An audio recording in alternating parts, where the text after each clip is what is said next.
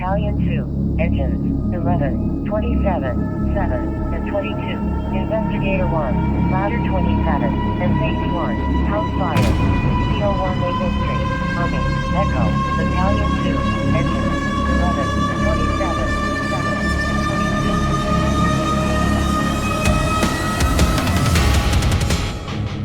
22. Hey, and welcome back, and welcome to the first of these videos.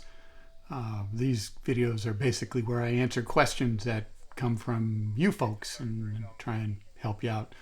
And so with this first one, I'm going to answer the question I get most frequently, which is, hey, what kind of camera do you use? Do you have an expensive camera? Do you use your phone? All related to that.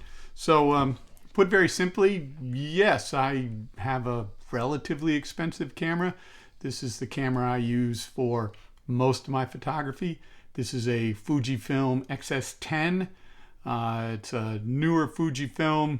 It's kind of a departure from the classic Fujifilm cameras, but I really like it. It meets my needs. I did a bunch of research and I ended up purchasing this camera.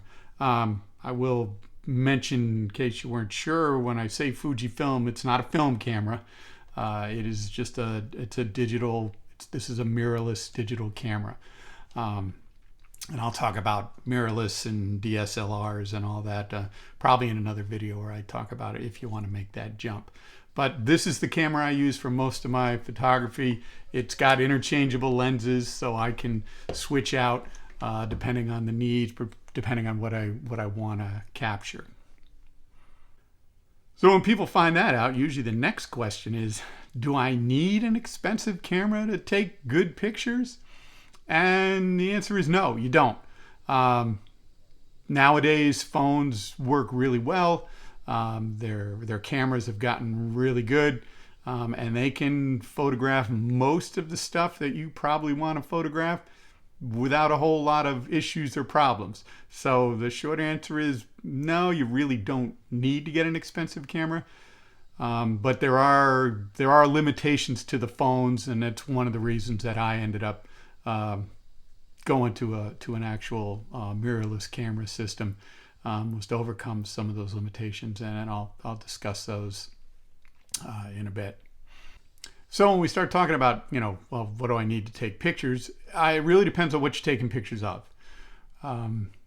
Phones are designed for a pretty specific set of photographs, right?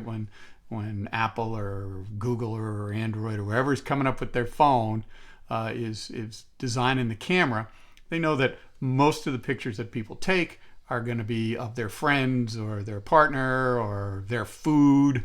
But a fairly static object, usually fairly close to the person and fairly well lit. You're outside, that kind of thing. So they're designed to sort of work best in that environment. And they do, again, a really good job. And I would tell you, if your goal is to take pictures of fire apparatus or police cars or something like that, your phone will do a good job. It's the same thing, whether it's a person, your dinner, or a police car. Again, it's a not moving, there's not a lot of action going on. So the focusing and the lighting is usually pretty simple. So that's not too hard to do. If you want to take videos also, your phone will do a good job on videos. Again, it's gotten much better. I would tell you the stabilization in phones is really good. I can do videos on my camera, but I also use my phone all the time for videos. It does a really excellent job. If your goal is to photograph, in this example, you want to do fire scenes and you want to get pictures of firefighters or paramedics or whatever working on the scene, and you want good close-up, interesting portrait kind of pictures, that's where the phone kind of falls down. That's where it doesn't do as good a job as a camera is going to do. And the big difference there is phones are set up for kind of wide angle shots. The lens is a fairly short lens. So yeah, if you have 5 people standing in front of you and they're 5 feet away, you can capture them all. If you want to take a picture of a person who's standing 40, 50 feet away from you, that becomes a little more challenging, right? Your phone can't capture that. They don't have good zooms. You can't put on a telephoto lens. Yes, you can pinch and blow up the photo, but if you've ever done that with something far away, you'll realize that once you start to expand the photo, you're not actually zooming in, right? You're just magnifying the photo, and you'll reach the limits of the photo pretty quickly. You can't make it as big as you'd like. It'll start to pixelate. It'll distort. You'll lose the clarity. So if you want to take those kinds of pictures, that's probably going to require a different type of camera. If you're not here because you're not interested in fire photos, think about wildlife photography, bird photography, those kinds of things. You want to get a great picture of a deer, or it'd be nice if you could walk right up to him with your phone, but he's probably not going to let you, right? So you need to be farther away. So you're going to need a lens capable of capturing something at distance. So again, depending on where you want to go is going to push you to what you'd need. If you decide you want to go the camera route, a couple of pieces of advice or words of warning, if you will. And the first is, again, because phones have gotten pretty good, and they're more than sufficient for a lot of stuff. A lot of the good camera manufacturers have gotten out of the basic entry-level cameras. We used to see a lot of like point and shoots and things like that, non-interchangeable lenses, but with a sensor with a fairly high pixel count, something like that, so you get a decent photo. Phones do that now, and so the manufacturers have kind of figured it out, and they're moving away from that.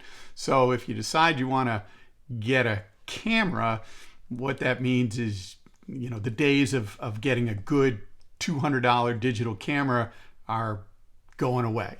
Not totally gone, and there are workarounds and things you can do, but if you want to buy a good digital camera, and again, I would certainly recommend you don't go and buy a camera, don't walk in and say, give me the best camera you got, because you're going to spend $10,000, and it's probably a camera that you don't need all the features and functions on that camera.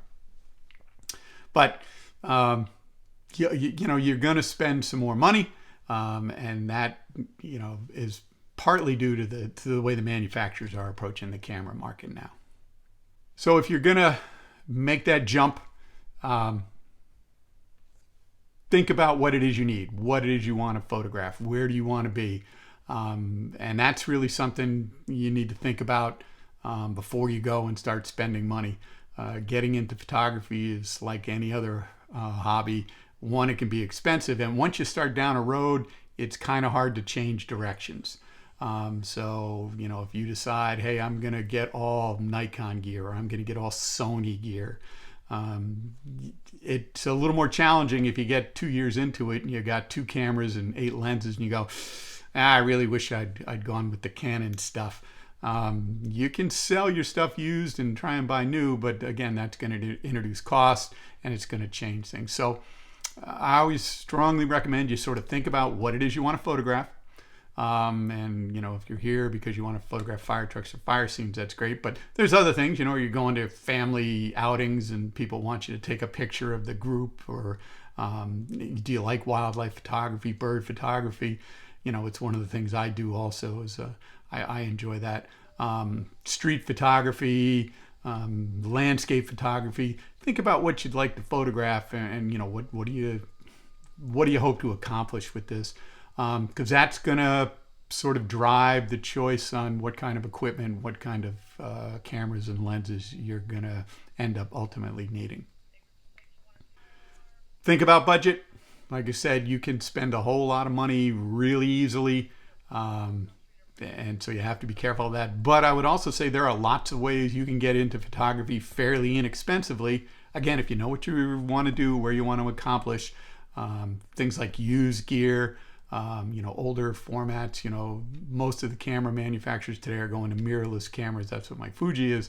But there's the older technology, the DSLR, which is based on the SLR from the film days. It's really solid, really great technology, works really well.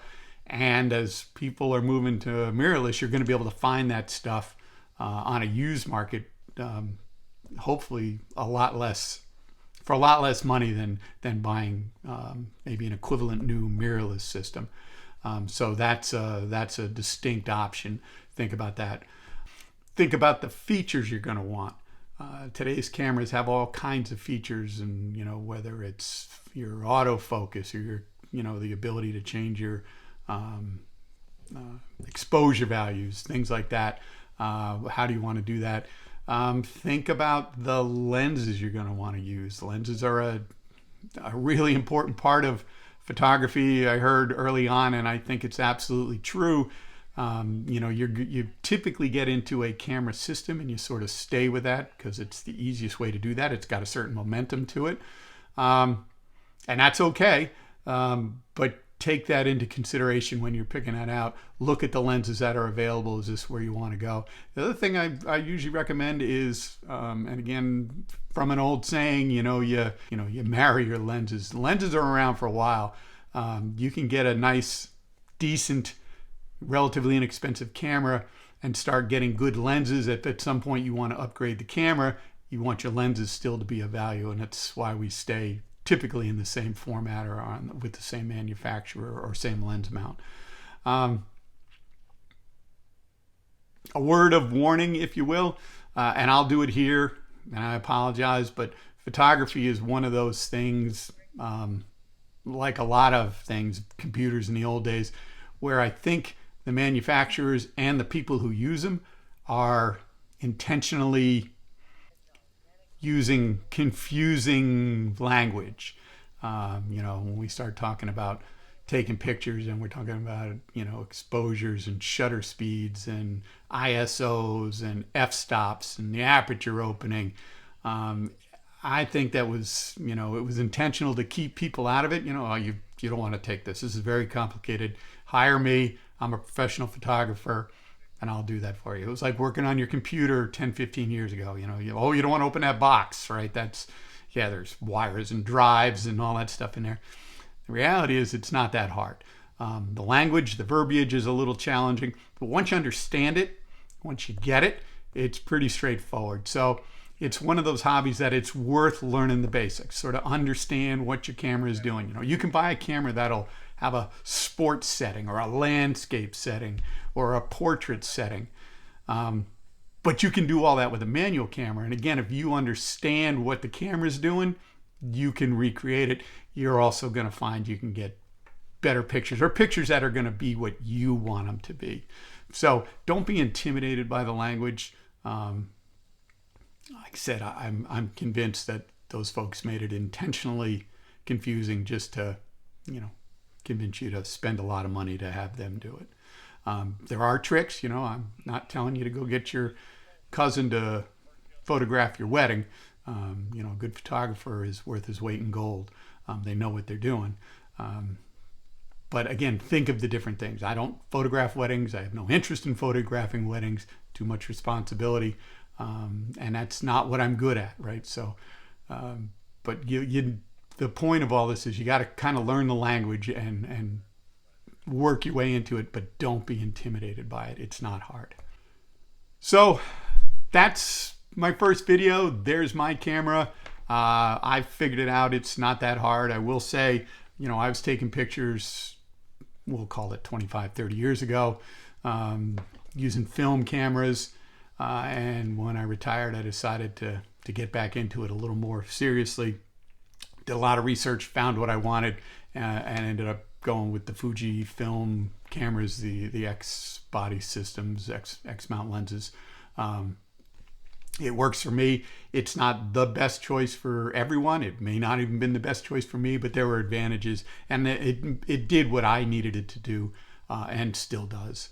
So hopefully that answers that first question for you, is helpful, and you feel like you may have learned something. If you're interested and you want to know more about it, I'm gonna do a couple other videos where I talk about doing some research and trying to pick out a camera, and I'll even, if you want, give you some recommendations. But it's always risky to walk into the camera store and say, give me the best camera you got, because like I said, you can spend some money.